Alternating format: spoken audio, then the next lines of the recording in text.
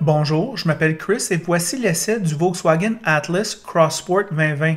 Désolé pour le manque de qualité d'image, il fait nuageux depuis un mois et il fait noir très tôt. Ce VUS intermédiaire à deux rangées est le frère coupé de l'Atlas. Il est offert en trois versions et a un très beau look. La Treadline de base a 4 roues motrices, un 4 cylindres turbo, une automatique 8 vitesses, du freinage régénératif bien qu'il ne s'agit pas d'un hybride, moniteur d'angle mort et alerte de circulation arrière, roue de 18 pouces, phare LED, siège en tissu et il peut remorquer 2000 livres. L'intermédiaire a un V6 en option, un écran tactile 8 pouces, une recharge sans fil, un toit ouvrant panoramique, siège de conducteur à réglage électrique en 8 directions et des sièges simili-cuir. Ce testeur haut de gamme est livré uniquement avec le V6, l'assistance de stationnement 360, système audio 12 haut-parleurs, les sièges en cuir et les roues 20 pouces. Les acheteurs de VUS adorent les grandes roues. Grand à l'extérieur signifie grand à l'intérieur et la crap à Ross n'était pas à la hauteur du coffre de Crossport. Idem pour les places arrière, c'est énorme et réglable.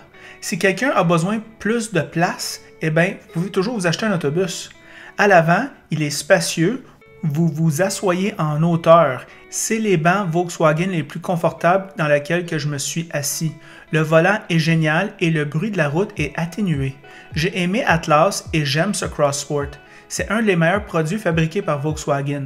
Les faiblesses sont la console centrale fade et ses commandes de climatisation, bien que faciles à utiliser, ressemblent à celles de la Golf de la décennie précédente.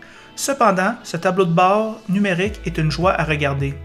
Lors de les achats de ce type de véhicule, ils sont généralement disponibles en 3 ou 4 versions et les constructeurs d'automobiles échelonnent leurs options différemment. Celles-ci seront au centre de vos recherches car ils conduisent pas mal tous pareil.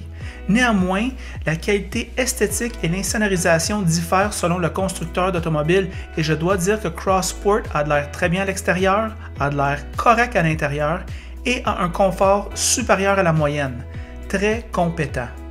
Le moteur V6 fait 275 chevaux et 266 livres de couple et le 4 cylindres turbo fait 235 chevaux et 258 livres de couple sur les modèles plus bas de gamme.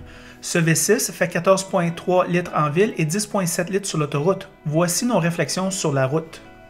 Bonjour les amateurs de voitures, aujourd'hui avec Ross, il m'apporte le Volkswagen Atlas version Crossport 2020, tout équipé. Ross, qu'est-ce que tu en penses de ce véhicule-là? Bien évidemment, ce véhicule-là est conçu spécifiquement pour le marché de nos voisins du Sud, le marché américain. Ouais. Les Américains aiment les gros véhicules. Ouais. Ici, on ne sent pas l'ADN d'un Volkswagen allemand. On se croit dans un Volkswagen USA. Et ça se ressent par la grosseur, la dimension. C'est un véhicule confortable, très spacieux, beaucoup d'espace, tant à l'avant qu'à l'arrière. Évidemment, le Crossport n'a juste 5 passagers, contrairement à l'Atlas normal que pouvait obtenir une version 7 passagers. Il n'y a pas de top safety pick pour ce qui est selon les DHS, fait que surprenant d'un véhicule comme un véhicule allemand comme ce Volkswagen-là, qui est de grosses dimensions. Bon volume de chargement. On a un habitacle spacieux, mais des fois le coffre est un peu restreint parce qu'on a laissé l'habitacle, mais à ce niveau-là, l'habitacle est spacieux, le coffre est spacieux également. Bon comportement routier, on a quand même sur les routes caoteuses de Montréal en ce moment, on s'aperçoit que le véhicule là, prend les bosses de façon correcte, fait une bonne calibration au niveau de la suspension. Châssis rigide, on ne sent pas trop de sonnette, on sent que c'est quand même ferme. Bonne rigidité côté construction du châssis. Très bien à ce point de vue-là. Bon frein. On a pu en faire l'exemple tantôt. Un freinage un petit peu d'urgence. Et puis le freinage se fait là, de bonne façon. Système d'infodivertissement, Apple CarPlay, Android Auto. Puis contrairement au système d'infodivertissement allemand, je trouve que ils ont mis une approche très américaine. Je trouve que c'est facile d'utilisation. C'est pas le plus beau en termes d'aspect esthétique et tout ça, mais fonctionnel en soi. Capacité de remorquage, bien ici, on est à 2268 kg, ou si vous préférez, 5000 livres, ce qui est très bien pour la catégorie parce que avec ces véhicules-là, bien, des fois, c'est un véhicule à vocation familiale. On veut aller en camping, après la COVID, évidemment.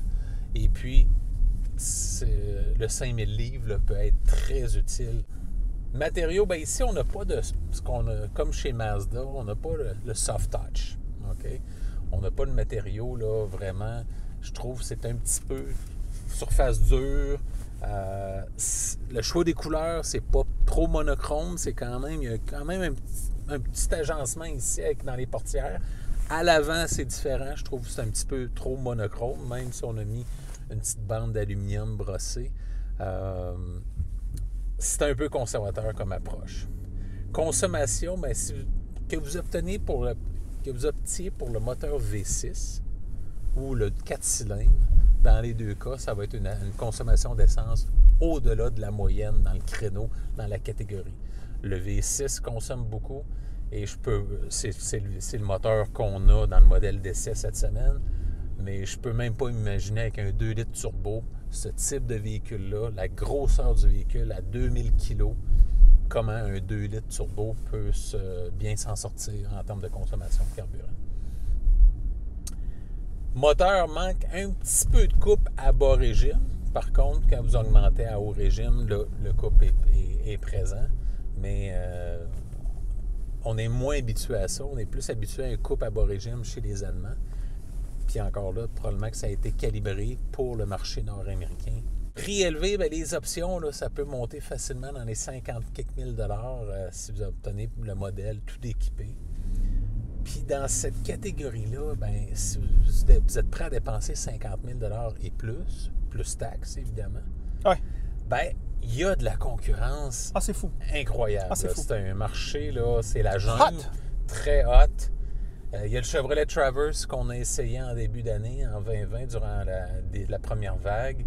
Le Dodge Durango, qui est quand même si c'est un véhicule qui vieillit, est très intéressant par son approche. Le Ford Explorer qu'on a essayé avec, qui est un modèle qui, en tout cas, moi, j'aime beaucoup le look. GMC Acadia également. Honda Passport, Honda Pilot, qui sont des modèles très intéressants pour la fiabilité puis très populaires par le public.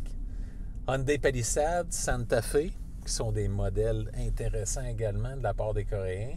Kia Sorento, Kia Telluride, les petits cousins ou les petits frères, si on peut dire.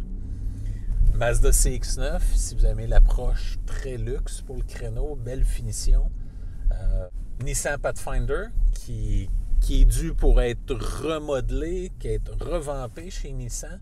Par contre, on fait des prix très alléchants chez Nissan pour ce qui est du Pathfinder. C'est probablement celui qui a le prix le plus compétitif dans tout le créneau.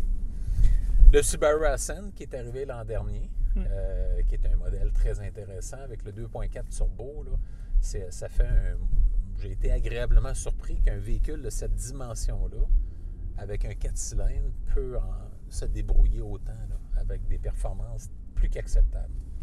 Et pour terminer, c'est le Toyota Highlander qu'on aura en essai au mois de février. Fait que pour ceux qui suivent la chaîne, là, on va avoir ce véhicule-là en essai routier pour vous. Fait que comme vous pouvez voir, c'est la jungle. Beaucoup de joueurs. Volkswagen, selon moi, il va falloir qu'ils se rajeunissent, qu'ils apportent de quoi encore plus punché dans ce marché, dans ce créneau de l'industrie automobile qui est ultra compétitif. Quelles sont tes premières impressions? Ross, je te dirais qu'ils sont légèrement meilleurs que la tienne, mais tous tes points sont valides. Alors, je vais essayer de dire comment que j'arrive à ça. Pas de problème. Je suis comme... c'est que tous les points... J'ai de la misère à être en désaccord avec tous tes points. Je vais juste y repasser un petit peu. On va commencer avec le style extérieur que je trouve qui est supérieur à la moyenne. Je trouve qu'au niveau du design extérieur, les lignes sont écœurantes. Plus beau que l'Atlas normal, vu que celui-là, qui est quand même un peu conservateur, mais celui-là a un look plus jeune un peu, avec la ligne du coffre là, qui est différente. Puis les deux véhicules sont basés sur le même châssis. Oui, vraiment beau à ce niveau-là, j'ai rien à redire. On a les grosses roues obligatoires, que c'est juste drôle. C'est le standard de l'industrie. C'est le standard de l'industrie dans les VUS intermédiaires. Alors, pour le niveau extérieur, c'est excellent. Au niveau intérieur, les points que tu soulèves sont bons. Moi, je dois dire que, bon, elle a les qualités que tous ses compétiteurs ont. Beaucoup d'espace, belle visibilité, banc extrêmement confortable, je vais dire. Ouais. Au-dessus de la moyenne à ce niveau-là, silence de roulement. Le moteur, moi, je le trouve très doux. Le fait qu'il y ait un V6, ça le rend 100 fois meilleur au niveau de la motorisation que tous ses compétiteurs qui ont un 4 cylindres turbo. Moi, Ross, je regarde cet intérieur et je vais être peut-être un petit peu plus dur que toi. Au niveau du contrôle de la climatisation, au niveau de l'infodivertissement, je vois un Volkswagen Golf de 25 000, OK? Tout simplement. Moi, je comprends que les manufacturiers, ils ne peuvent pas nous donner tout comme une berline intermédiaire, mais ça, c'est des interfaces majeures. Ça a 10 ans, ça, cet intérieur-là. Et puis, regarde, on dirait, c'est quoi? À ce niveau-là, il faut rafraîchir ça. Ouais.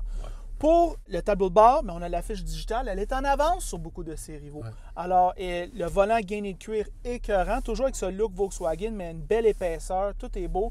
Les matériaux Ross, c'est du soft touch, c'est peut-être pas qualité comme Mazda, mais c'est ça, c'est ça qu'il y en est. Dans les bas de porte, on rien avec du plastique dur, mais la majorité de ses rivaux font ça aussi. Bel agencement de couleurs, on a ici un petit peu de crème avec noir, avec des gris, avec un look carbone fake. C'est quand même bien à ce niveau-là. Système de son Fender qui joue bien. On a ici le toit ouvrant panoramique qui est bien. Très aéré ici. La suspension maintenant... L'habitacle, c'est très spacieux. Je vais te parler un petit peu de la suspension maintenant. La suspension, c'est vrai que tu dis qu'elle est douce, mais me semble mon souvenir me dit que le pilote est encore plus doux, voire mollasse. Alors, moi, je te dirais que... je le trouve mieux à ce niveau-là, la suspension. Puis ça, c'est beaucoup ça. Surtout quand tu es à Montréal, c'est des véhicules essentiellement urbains, ça. OK? Parce que quand on vit à l'extérieur, les gens ont tendance plus à aller vers les 4x4, les camions légers. Mais en ville, je vois beaucoup de ces camions-là. Alors, pour les routes toutes défaites de Montréal, et quand je dis toutes défaites, Ross, tiens, on en a pas une bonne, boum, la Sentra, là, en avant, pas la Sentra, mais l'accent avant, il doit être en train de perdre ses plombages. Mais ici, on est super bien.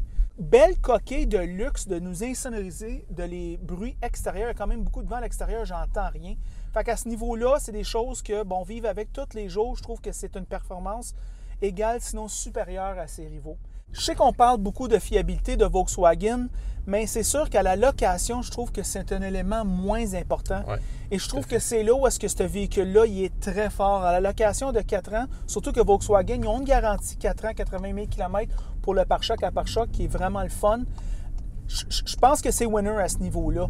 Je ne le mettrai pas le meilleur dans la catégorie, mais je le mettrai définitivement dans un essai routier obligatoire. Ross, toi, qu'est-ce que tu en penses? Bien, évidemment, pratiquement pas de restriction à la location parce que je pense que les véhicules allemands sont pratiquement conçus pour la location, 4 ans, 80 000 km, et en bon québécois, ça fit dans ce créneau-là. Puis la majorité des achats de ces véhicules-là, c'est des locations, Ce sont des locations, évidemment.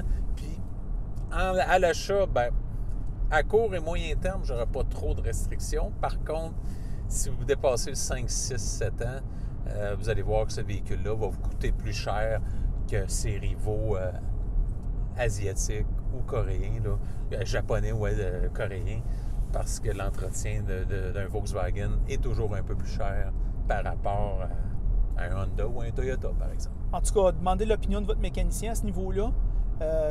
Ross aussi, moi j'ai recommandé des Volkswagen dans le passé. Je me suis fait brûler, mais il y a d'autres gens qui l'ont adoré. C'est toujours un petit peu hit or miss. C'est là que ça devient intéressant. Peut-être que tu peux racheter ton bail. À ce moment-là, tu le loues, tu vois qu'il n'y a pas de problème, puis on la jette, puis on est correct. Exactement. Alors, c'est ça nos opinions sur le Volkswagen Atlas Cross Sport 2020. En passant, si vous aimez la vidéo, aimez-le. Si vous l'aimez beaucoup, abonnez-vous à la chaîne. Alors, si vous êtes des débiles malades capotés de la chaîne, j'ai une page Instagram où je vais poster les voitures à venir. Alors, ça va vous donner un avant-goût. Et c'est tout.